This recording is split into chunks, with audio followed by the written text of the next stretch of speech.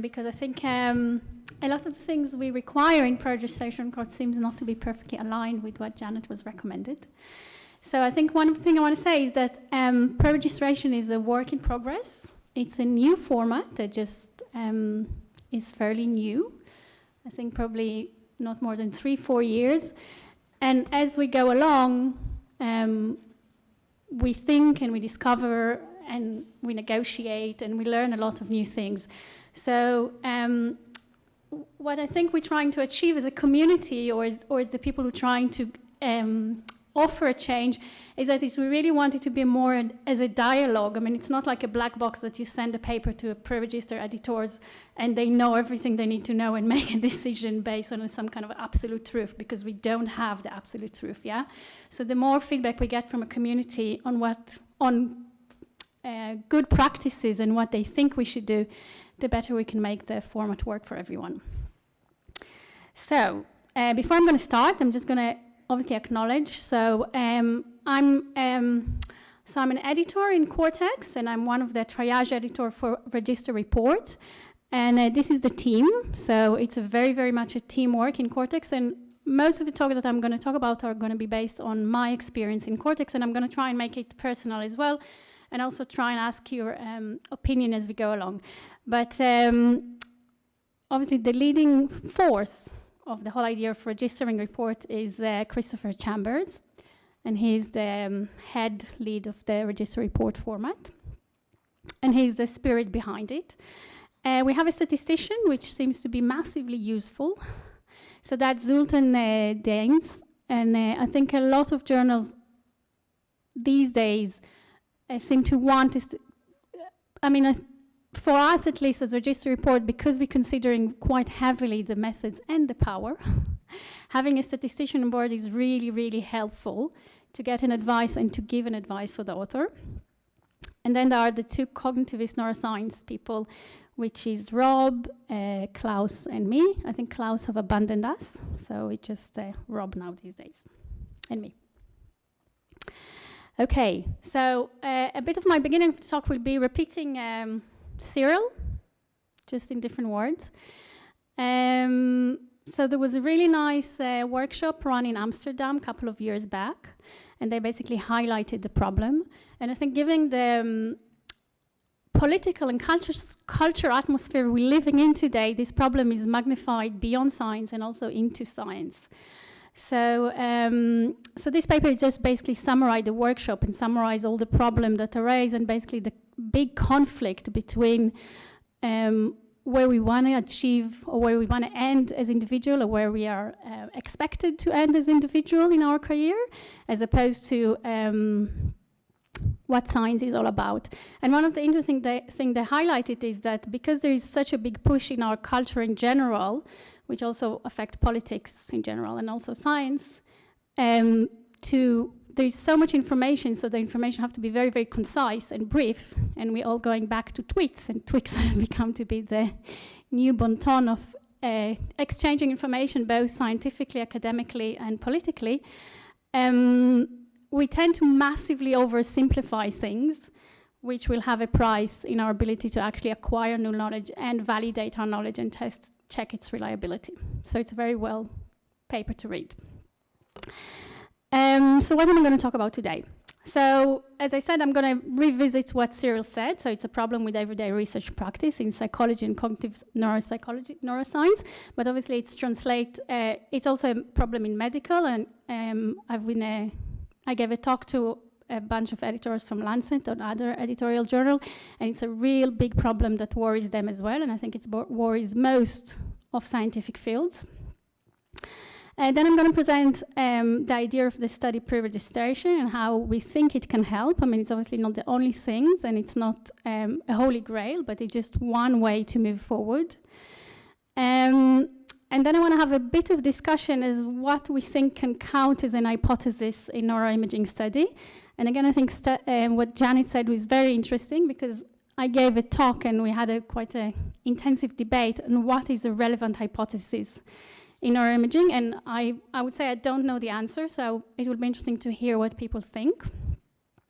And then if we have time, there's a lot of frequently asked questions regarding register report, which I will just go through. But if we don't have time, you can just look at them on the web.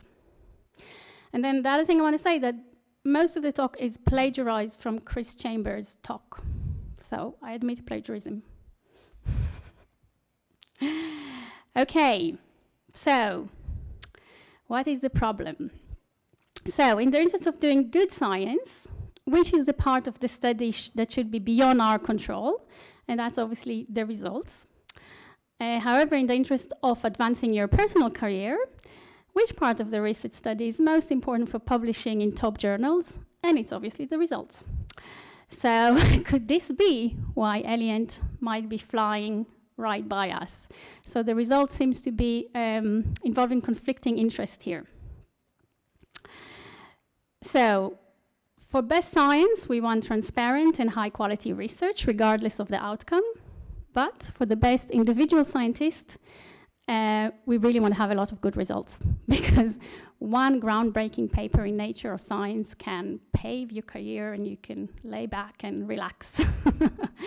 So, and that's only will come if you have good results. It's not going to come. You can do hundreds and hundreds of excellent studies and work very hard, but if you didn't get this really exciting, groundbreaking, unexpected result, you just trod along. So what is a good result? So it have to be novel, it have to be striking, it have to be clear, it have to be pretty simple. You should be able to summarize it in a page or 2 pages and have one sentence describing it to people. And I think, but one of the things as a scientist, so this is a double edge, it's a criticism, but it's true that if the paper is too complex to understand, it's not going to have an impact. So while we can criticize simplicity will also have a value in terms of the ability to actually understand what the study is about and communicate it. You need to have this magical significant effect, which is just a convention that we have agreed and seem to be sticking to it quite strongly, which is this 0.05 magic number. Your experiment need to work. The results have to be convincing. So the description should match what you're saying. You should massively advance the field, yeah? And it should be clear and definitive, so no question asked. It should be beautiful, it should be a breakthrough, and it should obviously have high impact and of the interest of the lot. So given that we are working with a bunch of extremely intelligent people, so all these intelligent people have come out with a lot of intelligent and creative solutions to make these results work. So in every step of the way, you can find a person that can make the result work. So Cyril talked about the publication bias. So you're basically going to only publish results that are positive, and we're going to ignore or suppress or write in small letters the results that are negative because they're not that interesting. Or if they're too complex, we're going to try and simplify it. So we're going to do the significant chasing because we need this magical number, otherwise it's not going to fly. Because the story have to be clear and convincing, we usually try to reboost our hypothesis after we find the result to make it all streamline nicely from the introduction to the method to the result of the discussion, because otherwise it's quite confusing to read. There's a problem with data sharing, so if we don't share the data, nobody really can challenge us. And then we run a lot of low statistical power. So because a lot of statistical power, it's very difficult. The result could just be by chance. And I think, I mean, it's interesting what Janet said, but as in neuroimaging, it's very expensive to run a study with 100, 200, 500 people. So that's a real big problem, which I think we face on a daily basis in Register Report. How to basically balance power in terms of research and still keep the science machine going. And yeah, there's a lack of replication because replication seems to be boring, not creative, not advancing really the field. So here is the slide that Cyril promised that will come up. So here it came up again. So this is basically the positivist approach to science, which I think Popper have proposed. And in every step of the way, there is a way to basically overcome that to overcome and play with the data to make it to work for you. So Cyril talked about the replication crisis. Janet talked about, or just mentioned at least, the low statistical power that a lot of studies run, or the ability to try and have a power. We need to chase significance results. We do harking or sharking, and we obviously just tend to report results that are significant and positive, because negative results don't really interest anybody, and it's not big news. Okay, so why is this happening? So I think Chris Chambers' philosophy will say it's because we place too much importance on the result and the experiment and not enough on the process and the methods.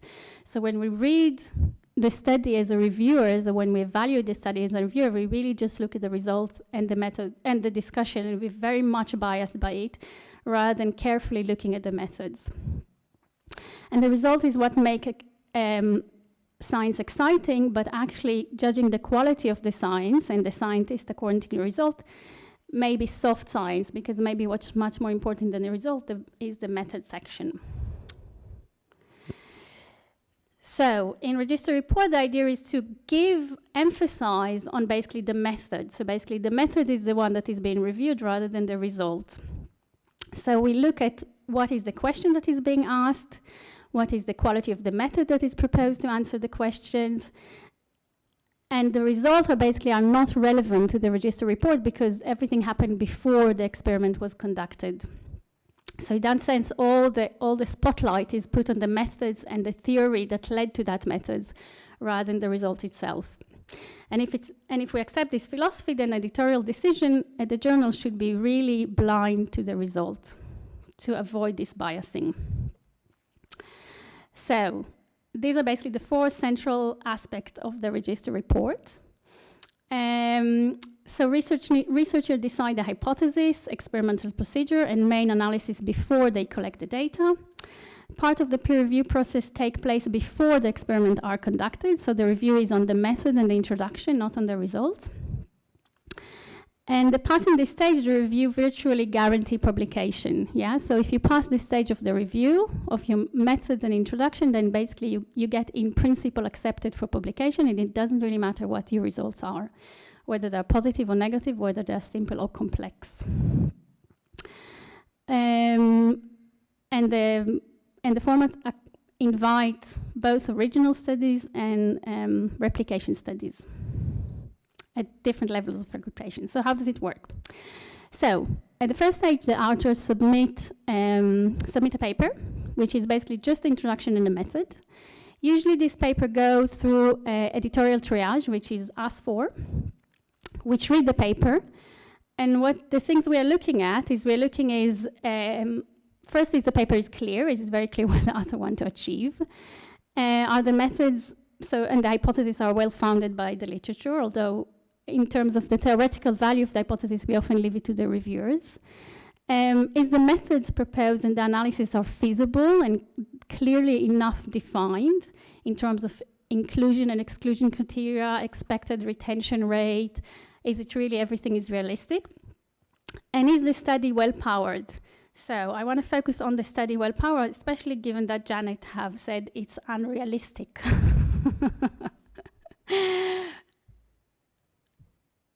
So it's interesting because we do insist on 90% power or on a base factor analysis. So maybe we need to revisit it, but I think that the rationale is that if we guarantee your publication, we really want to make sure that even a null result is meaningful. And without making sure that you have enough power to detect an effect, or you have enough power to have a meaningful null result, then your publication will be meaningless to the reader, because we don't want you to end by saying, oh, maybe I didn't have enough power, but nevertheless publish you. So we definitely insist on 90% power, and we would send author back to find the resource. Saying that, if it's an imaging study, we know it's expensive study to run, we do seem to be a bit more relaxed. So we do saying, okay, so put at least a high cutoffs of how many participants you can absolutely maximum collect, and we'll aim to do that. So we are minded to resources, but we do try, if we think the resources are there, if it's a simple EEG study, which we don't think is very expensive, or a simple behavior study, which is not very expensive, we will expect you to have a 90% power. And we will push for that. And I think there was a paper now that's coming back to stage 1, and still they're at 80% power, and they will still go back to say, no, find additional study to at least get your power on the right track. But this is an issue that we keep looking at.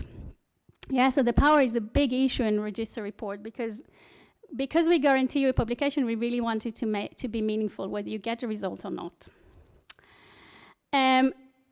So this stage is typically, I think the editorial board try to basically review the paper within a week or so.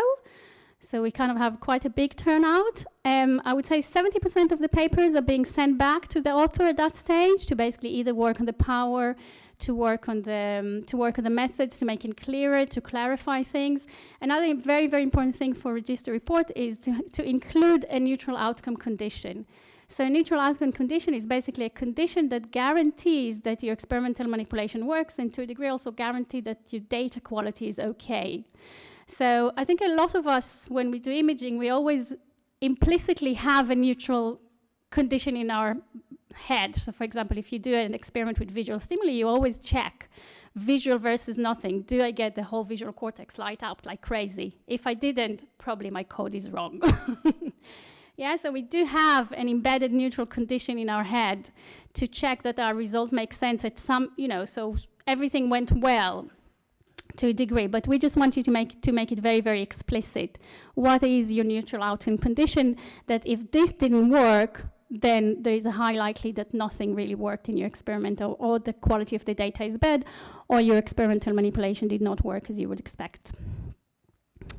Okay, so if all goes well, then that's, so about a week, you take it back, depending on how many comments. So that iteration can last for a while, and it's all depending on the level of the submitted paper and how much it was clearly. So I think out of the 44 we so far received, there was only 5 paper who was immediately went through the editorial board and to the stage 1 report. So stage 1 is just literally a peer review. So we basically send it to the reviewer outside, external reviewers, and it's just a normal review process, like as if it was a normal paper. I think for the reviewers, it's an easier job because you just have the introduction method to look at. So the paper is much shorter. It's also quite rewarding for the reviewer because you can actually make concrete suggestions. So I think both authors and reviewer, just from subjectively looking at it, find the whole process extremely beneficial, because both the reviewers and the editor would highlight potential points and potential confound to make your whole quality of experiment much better than it was had you just run it as you thought in advance. So, and also the reviewer feel that they can actually have an impact on the study before it was actually conducted. So at all these stages, you're not starting with data collection, but you're just finalizing and fine-tuning your design and your analysis. And if everybody are happy by the end of this peer review process, then you're being granted in principal acceptance, and you start collecting the data. And I think we so far, from all the 44, we have about 18 papers that have granted in principal accepted, and the rest are somewhere in the channel. And we have 1 paper that was rejected after the first stage review, because this paper, just the theory didn't hold. So the hypothesis they were putting forward was not, did not match the theoretical claim they wanted to make. So, and we're starting, I think at the beginning we were a bit lenient till the format catch in, but we're starting to be slightly more restrictive and conservative in our acceptance. So this whole process may take a while because it's like almost like a normal review. And I think one of the things that may put people off is that because once you have your experiment in mind and once you have your ethical approval, you really want to go run with it. But we actually ask you, no, wait. And that could be up to 1 month, 2 months, depending on how many changes the reviewer want and how many changes the editor want and what's the level of your experiment. And and it could be frustrating because we could really hold you back from beginning the starting of the data collection. But I think one of the, and I find it difficult personally, if I'm thinking of registering a report, I find it, oh my God, now I have to wait another half a year before I start data collection. That will take forever. But I need to change. When I think, and one of the things to think about is that, so if you run an experiment and collect your data, you anyway have a half a year waiting period when you try to publish it. So instead of doing it after you collect the data, you do it before you collect the data. And so it's just a matter of realigning your thinking and realigning your time frame. So I think at the end of the day, you end up publishing the experiment at the same time from start to end, but the waiting time is at the time that we actually really want to start going, but we need to wait. Okay, so after you start going, so the authors do the research, and then once they finish the research, they resubmit it again as a new publication, as a stage 2 publication, and it's go back to the original reviewers, and it's go back to the editorial team. In that case, the introduction method doesn't change, and then the just results are added. And then there's a new discussion, and then they have to also upload all the data to be shared, all the code, all the lab books, everything have to be uploaded and have to be extremely organized. And I think Pierre and Carmen will talk about this aspect on how to do that very organized. We recently had an issue with the author that's saying that their data is too big to be uploaded. I think it was more than 0.5 tera for the whole study. But I think we will be looking to help you. So we'll be looking to help find places and resources to basically upload the data and enable it to upload it.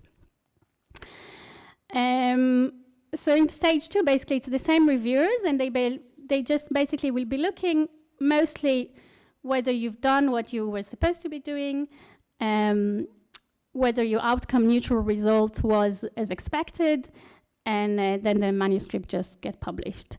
And I think majority of the manuscript just got published. We just have now manuscript in the pipeline that there was a tiny bit of alteration in the way they run the experiment to select the data. And there's a lot of debate around what we're going to do with them, but they nevertheless went to the review. This was brought back to the author to say, look, you didn't do what was on the tin, and we need to make a decision how to go about it. And I think we'll try and make a decision together with the reviewers when we come to it. Okay.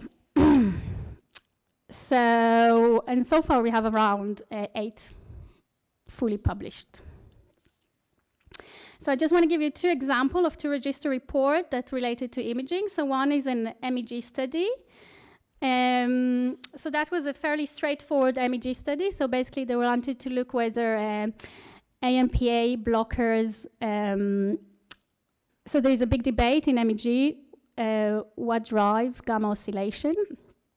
And they wanted to look whether if they use MMPA blockers, they can alter gamma oscillation. So the question was fairly straightforward. It was almost a one sample t-test, but you have the MEG data there, so it's immediately magnified because you can analyze it based on frequency. There's different time domains, there's different spatial, but relatively the question was simple. And I think what worked well for them is that it was a very high risk and costly study because it was MEG and it was involving drug, so it was a lot of effort from the point of view of the author. And it's quite reassuring to know that if you're going to put all this effort, you're going to get a publication out of it for sure. It doesn't really matter what you get. So I think a register report is really useful for people who are going to do really high risk and costly studies, because we can just guarantee that whether it works or not works, we're going to publish it, as long as you have the power. And the theoretical question was really straightforward. There were little issues on how much drugs to give at the beginning, which we kind of debated, and how will they decide. And again, what should be the outcome neutral criteria. So interestingly, in that study, the outcome neutral criteria didn't really work because the outcome neutral criteria was about the subjective report of the subject, but the subject didn't report any subjective change in their experience following the drug or the placebo. But the experiment did show results, so we did go with it at the end. Another issue that came about is that the reviewer was not happy with the results. So even though the author fulfilled all the criteria and did all what they said, the reviewer just didn't believe the result. And one of the things we've done, and I think that's again something that Register Report offering, which was very transparent, is we told the author that, fine, what we suggest he can do is, given that he has the data, because he suggested a lot of new analysis to show that what he's saying is correct, is that given that the data is shared, he is welcome to reanalyze the data the way he wanted, and we will guarantee that it will be published alongside a response for the author if he wants to challenge or to show that an absence of result was because of the analysis rather than because of they're not really there. So I think this Register Report and all the discussion that goes around it just really increase the transparency and create platform of sharing and constructive discussion between authors and reviewers and the community in general. So a second study that was that we edited, so that was a much more challenging study, and I'm not sure if we would have edited today, we would have let it go through so easily. So this was an Fmri study. It was very, very complex. And also the results were very complex, but a lot of it was because the methods was not specified as good in the beginning. So the theoretical questions were really complex, so they wanted to look at whether a feature or category-based organization in the brain in terms of knowledge. And they also wanted to say that they only make a conclusion whether it's feature or category using two analysis methods. One is basically item-based, and the second will be based on subject. And then they also wanted two regions of interest. One will be the anterior temporal, and the second one will be the temporal parietal. And the issues they were asking we had is, first of all, how are we going to define the region of interest in advance? And what if only part of the result supported the hypothesis?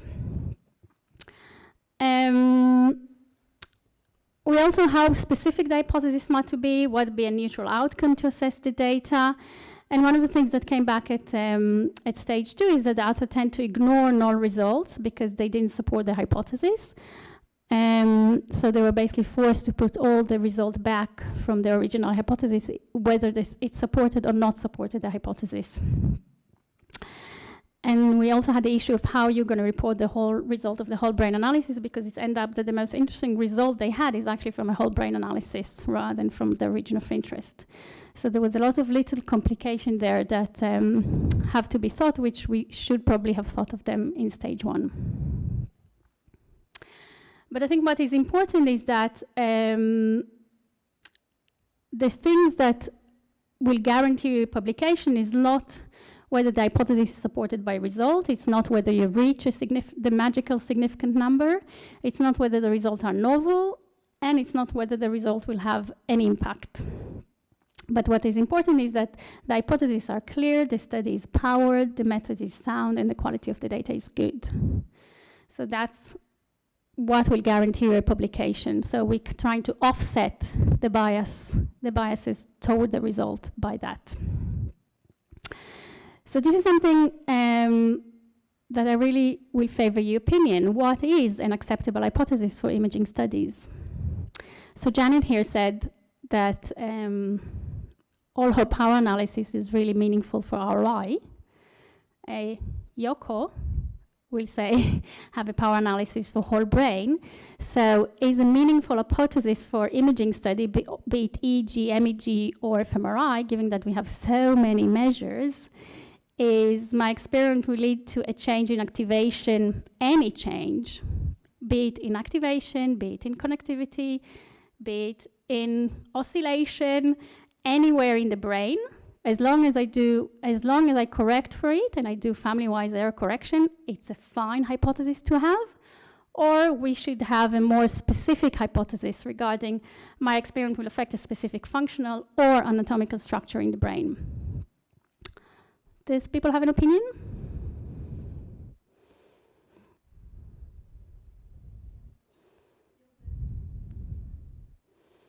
But would you think it's, I mean, so my intuition was,